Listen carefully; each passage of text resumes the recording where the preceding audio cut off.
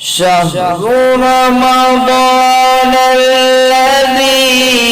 أنزل فيه القرآن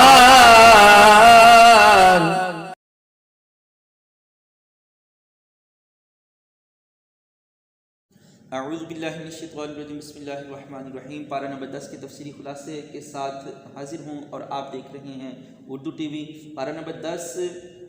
کی کل 128 آیات ہیں، جس میں سورہ انفال کی 35 آیات اور سورۃ التوبہ کی 93 آیات ہیں اور اس کے تقریباً 17 رکوع ہیں۔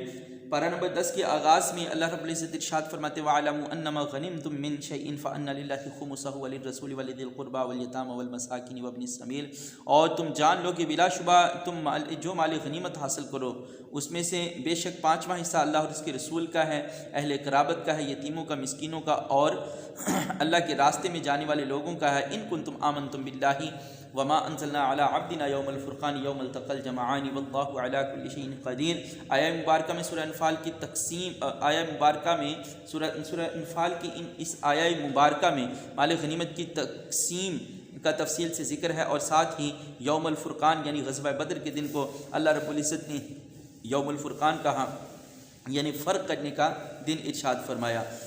اور ساتھ ہی غزوہ بدر سے قبل میدان میں پہنچ کر اہل ایمان کو خواب میں کفار کی تھوڑی تعداد دکھانا اور کفار کو ایمان والوں کی تھوڑی تعداد دکھانا، اس سے کیا حکمت حاصل ہوئی کہ اہل ایمان کے حوصلے بڑھ گئے کہ کفار تھوڑی تعداد میں ہیں اور ہم آسانی سے ان کا مقابلہ کر لیں گے، جبکہ کفار کے حوصلے، کفار مزید غافل ہو گئے، کفار کو اس بات کا زعم ہوا کہ ہم تعداد میں بہت زیادہ جبکہ اہل ایمان بہت کم ہیں، اور وہ بے فکر ہو کر بغیر جذبے کے انہوں نے لڑنا شروع کیا، جس کی وجہ سے ناکامی ان کا مقدر ہوئی۔ پھر ارشاد یا ایھا الذین آمنوا اذا لقیتم فئۃ فاثبتوا واذکروا اللہ کثیرا لعلکم تفلحون۔ اے ایمان والو، جب تمہارا مقابلہ ہو کسی جماعت سے تو ثابت قدم رہو، اللہ کو یاد کرو۔ میدان جنگ میں سے لوٹنے کی صرف 2 صورتیں بتائی گئیں کہ ایک کسی حکمت عملی کے تحت، اور دوسرا اگر کوئی شخص میدان جنگ میں اپنی جماعت میں سے اکیلا لڑتا ہوا بہت آگے جا پہنچے اور پھر وہاں سے اپنے لشکر کے واپس آنا چاہے، تو ایسی 2 صورتوں میں میدان سے واپس، جو کہ حقیقت میں میدان سے لوٹنا نہیں بلکہ اپنی پوزیشن تبدیل کرنا ہے۔ پھر ارشاد ہے اذ یقول المنافقون والذین فی قلوبہم مرض غر ہؤلاء دینہم۔ نبی صلی اللہ علیہ وآلہ وسلم کے غلامی کے متعلق منافقین کیا کہا کرتے تھے کہ ان لوگوں کو ان کے دین نے دھوکے میں ڈال رکھا ہے، مغرور کر رکھا ہے۔ وَلَوْ تَرَىٰ إِذْ يَتَوَفَّى الَّذِينَ كَفَرُوا الْمَلَائِكَةَ۔ پھر اللہ رب العزت سورہ انفال کی اس آیت نمبر 53 میں ایک عظیم حکمت اور فلسفہ ارشاد فرماتا ہے ذَلِكَ بِأَنَّ اللَّهَ لَمْ يَكُ مُغَيِّرًا نِعْمَةً أَنْعَمَهَا عَلَىٰ قَوْمٍ حَتَّىٰ يُغَيِّرُوا مَا بِأَنفُسِهِمْ، کہ جب تک کوئی شخص اپنی حالات کی بہتری کے لیے خود کوشش نہ کرے، اللہ رب العزت اس کی مدد نہیں فرماتا۔ کہ جیسے کسی شاعر نے کہا خدا نے آج تک اس قوم کی حالت نہیں بدلی، نہ ہو جس کو خود اپنی حالت کے بدلنے کا خیال۔ اور پھر اللہ رب العزت سورہ انفال کی ان آیات میں ہی ارشاد فرماتے ہیں یا ایھا النبی حدد المؤمنین علی القتال ان یکن منکم 20 صابرون یغلبوا 200۔ اے نبی صلی اللہ علیہ وآلہ وسلم، ایمان والوں کو ابھاریے جہاد کے لیے، قتال کے لیے، لڑائی کے لیے۔ اگر تم میں سے 20 ثابت قدم رہنے والے ہوں گے 200 پر غالب رہیں گے، 10 ثابت قدم رہنے والے ہوں گے تو 100 پر غالب ہوں گے، یعنی ایک کے مقابلے میں 10۔ پھر اللہ رب العزت اس کو حکم کو اہل ایمان کے لیے آسانی فرماتا ہے اور فرماتا ہے کہ تم ایک جو ہے وہ کم از کم کفار کے 2 لوگوں کا مقابلہ کرو، کیونکہ اللہ رب العزت کی مدد تمہارے ساتھ ہوگی۔ پھر ارشاد یا ایھا النبی قل لمن فی ایدیکم من الاسری ان یعلم اللہ فی قلوبکم خیرا یؤتکم خیرا مما اخذ منکم ویغفر لکم۔ اللہ رب العزت غزوہ بدر میں آنے والے قیدیوں کے متعلق ارشاد فرماتا ہے نبی صلی اللہ علیہ وآلہ وسلم، ان سے جو تمہارے ہاتھ میں قیدی ہیں کہہ دیجئے کہ اگر اللہ تعالیٰ تمہارے بارے میں بھلائی معلوم کرے گا تو تمہیں اس سے بھی بہتر عطا فرما دے گا جو تم سے چھین لیا گیا۔ ان سے کیا چھینا؟ ان سے ان کی شان و شوکت، ان کے مال و اسباب چھین گئے، لیکن اس سے بہتر انہیں کیا عطا ہوگا؟ اگر ان کو دین کی دولت عطا ہو گئی تو گویا وہ اس سے بہتر ان کو جزا حاصل ہوئی۔ سورۃ الانفال کی آیات میں مزید اللہ رب العزت ارشاد فرماتے ہیں،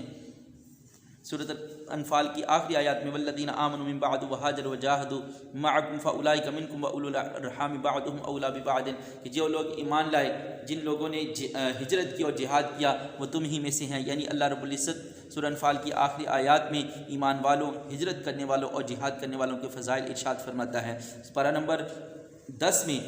سورہ انفال کے اختتام کے بعد سورۃ التوبہ کا آغاز ہے۔ سورۃ التوبہ کے آغاز میں بسم اللہ شریف نہیں رقم ہے۔ مفسرین اس کی ایک وجہ یہ بھی بتاتے ہیں کہ سورہ توبہ کے مضامین دیگر صورتوں کے مضامین کے ہی اجزاء ہیں، گویا اس سے قبل بسم اللہ شریف نہیں لکھی جاتی ہے، اس سے قبل بسم اللہ شریف نہیں پڑھی جاتی۔ براءۃ من اللہ ورسولہ الی الذین عاہدتم من المشرکین، آغاز میں ہی اللہ کریم ارشاد فرماتے ہیں، اس صورت کی پہلی آیات میں اللہ کریم ارشاد فرماتے ہیں، مشرکین عرب سے برات کا اعلان کرتے ہوئے انہوں نے مسلمانوں سے فیصلہ کن جنگ کرنے یا اسلام قبول کرنے کے لیے 4 مہینے کا وقت دیا، اور جن کفار کے ساتھ مسلمانوں کا پہلے سے کوئی معاہدہ ہے انہوں نے مسلمانوں کے خلاف کسی دشمن کی مدد بھی نہیں کی، تو مقررہ مدت تک مسلمان یک طرفہ طور پر معاہدہ کو نہ توڑے۔ پھر فرمایا کہ 4 مہینے کا نوٹس یعنی پیریڈ گزرنے کے بعد مسلمان مشرکین عرب کے خلاف کریک ڈاؤن کریں، یعنی ان کی پکڑ دھکڑ شروع کریں، ان کا مکمل محاصرہ کریں، اور وہ جہاں بھی ملیں انہیں کیفر قداد تک پہنچانے کی کوشش کریں۔ آیت نمبر 8 میں اللہ کی طرف سے حکم ہے، کیف وَإِن يَظْهَرُوا عَلَيْكُمْ لَا يَرْقُبُوا فِيكُمْ إِلًّا وَلَا ذِمَّةً يُرْضُونَكُمْ بِأَفْوَاهِهِمْ وَتَأْبَىٰ قُلُوبُهُمْ وَأَكْثَرُهُمْ فَاسِقِينَ۔ بتایا کہ کفار مسلمانوں کے ساتھ منافقانہ رویہ اختیار کرتے ہیں، اور ان کی اخلاقی حالت یہ ہے کہ اگر وہ مسلمانوں پر خدا نخواستہ غالب آ جائیں تو قرابت داری کا پاس بھی نہ کریں۔ آیت نمبر 23 میں سورۃ التوبہ کی آیت نمبر 23 میں اللہ رب العزت ارشاد فرماتے ہیں، یا ایھا الذین آمنوا لا تتخذوا آباءکم واخوانکم اولیاء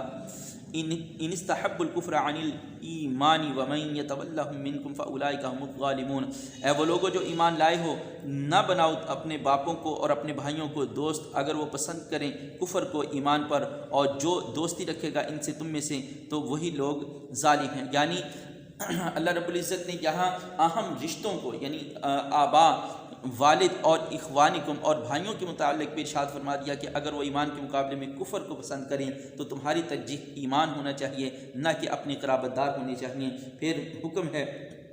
اس کے بعد آیت نمبر 24 اور 25 میں ان میں تمام چیزوں کا یکے بعد دیگر ذکر ارشاد فرمایا گیا جن میں انسان کو فطری اور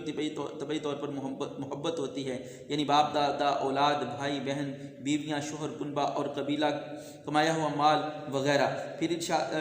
اور پسندیدہ مکانات، ان سب چیزوں کی محبت اپنے اپنے درجے میں مسلم ہے، لیکن اگر یہ سب چیزیں مل کر بھی تمہارے لیے اللہ، اس کے رسول اور جہاد فی سبیل اللہ سے زیادہ محبوب ہو جائیں تو ایمان کا دعوت تو دور کی بات، پھر تمہیں اللہ کی عذاب کا انتظار کرنا چاہیے۔ یعنی مومن کی محبت، مومن کی نفرت، مومن کا مال خرچ کرنا یا مومن کا مال خرچ کرنے سے اپنا ہاتھ روکنا، تمام میں اس کی ترجیحات، اس کا معیار جو ہے وہ اللہ تعالیٰ کی محبت ہونی چاہیے کہ مومن کے لیے، بندہ مومن کے لیے افضل اللہ تعالیٰ عز و جل کی رضا ہے۔ سورۃ التوبہ کی آیت نمبر 30 میں اللہ کریم ارشاد فرماتے ہیں، وقالت الیہود عزیر ابن اللہ وقالت النصارى المسیح ابن اللہ ذلک قولہم بافواہہم، کہ یہودیوں نے کہا عزیر علیہ السلام اللہ کے بیٹے، اور مسیحوں یعنی نصارہ نے کہا، عیسائیوں نے کہا کہ معاذ اللہ حضرت عیسیٰ علیہ السلام اللہ کے بیٹے۔ اللہ ارشاد فرماتے ہیں یہ ان کے منہ کی باتیں ہیں، اللہ تعالیٰ ان کے اس قول باطل، ان کے اس باطل عقیدے کا رد فرماتا ہے سورہ توبہ کی ان آیات میں۔ پھر آیت نمبر 34 میں ارشاد ہے، یا ایھا الذین آمنوا ان کثیرا من الاحبار والرہبان لیأکلون اموال الناس بالباطل ویصدون عن سبیل اللہ۔ اے ایمان والو، بے شک بہت سے علماء اور درویش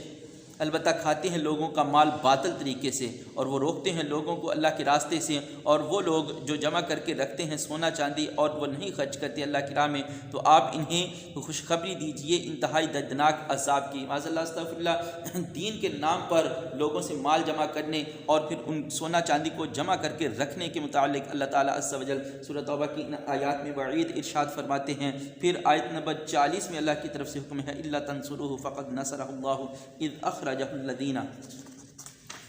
کفروا ثانی اثنین اذ ہما فی الغار اذ یقول لصاحبہ لا تحزن ان اللہ معنا۔ سورۃ التوبہ کی آیت نمبر 40 میں رسول اللہ صلی اللہ علیہ وآلہ وسلم اور سیدنا صدیق اکبر رضی اللہ تعالی عنہ کی غار ثور میں قیام کا ذکر ہے کہ جب غار ثور میں قیام کے ہجرت مدینہ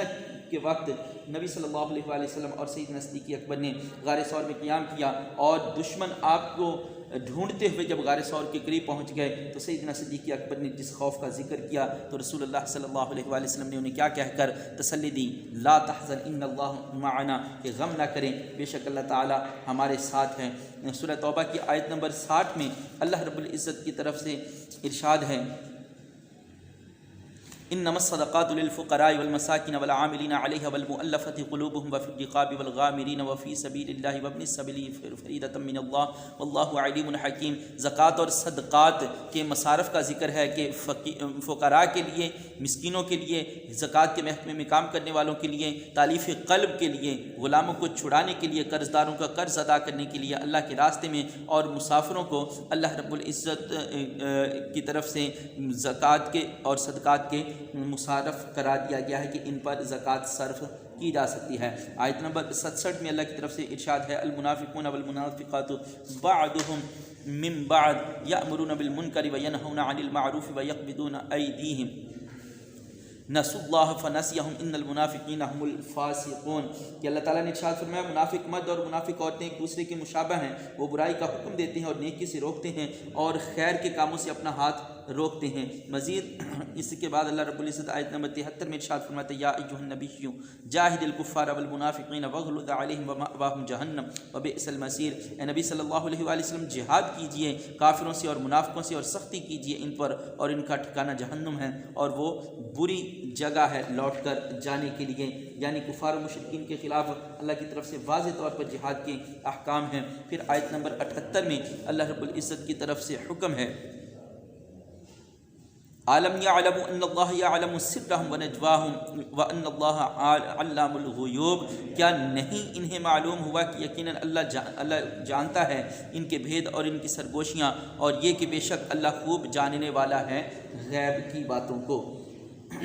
سورہ توبہ کی آیات میں منافقین کی مسلسل مذمت کرنے کے بعد اللہ تعالیٰ نے ضعیفوں، بیماروں اور ناداروں کو عذر کی بنا پر رخصت عطا فرمائی، اور ایسے مجاہدین کو بھی جو خود جہاد کے لیے مصارف برداشت نہ کر سکتے ہوں اور رسول اللہ صلی اللہ علیہ وآلہ وسلم کے پاس بھی ان کی سواری اور زاد راہ کا سامان نہ ہو، تو البتہ جو لوگ صحت مند ہونے اور مالی وسائل رکھنے کے باوجود جہاد سے پہلو تہی اختیار کرنا چاہیں تو وہ قابل مذمت ہیں، اور اللہ تعالیٰ نے ان کے دلوں پر مہر لگا دی۔ پارہ نمبر 11 کے تفسیری خلاصے کے لیے منتظر رہیے۔